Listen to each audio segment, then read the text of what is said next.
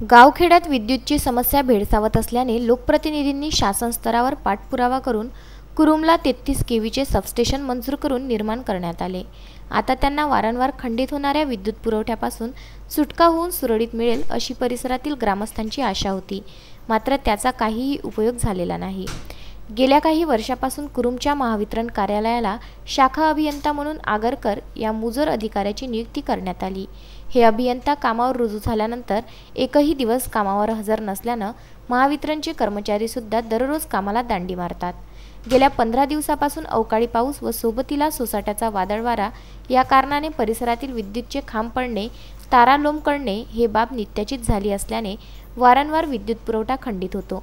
दिनांक 4 एप्रिल रोजी सायंकाळच्या दरम्यान अवकाळी पावसाने वादळ वाऱ्यासह थैमान घातल्याने कुरुम, नवसाळ, मधापुरी व इतर गावांचा विद्युत पुरवठा खंडित झाला।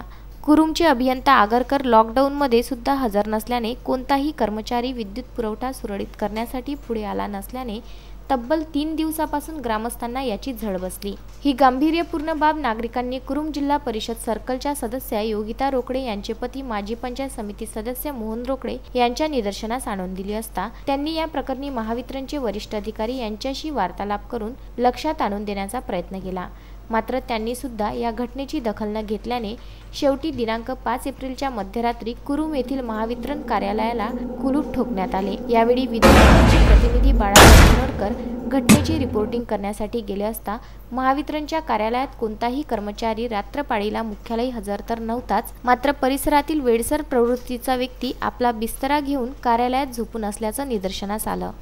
म्हणजेच संचारबंदीच्या काळात अत्यावश्यक सेवेत मोडणाऱ्या महावितरण कंपनीचा भोंगळ कारभार आज रोजी चव्हाट्यावर आला असून लोकप्रतिनिधीसह वरिष्ठ अधिकाऱ्यांनी या प्रकरणी लक्ष घालून मेटाकुटीस आलेल्या या परिसरातील जनतेला न्याय मिळवून द्यावा अशी रास्त मागणी यावेळी करण्यात आली आहे। बाळासाहेब गणोरकर, विदर्भ न्यूज, मूर्तिजापूर।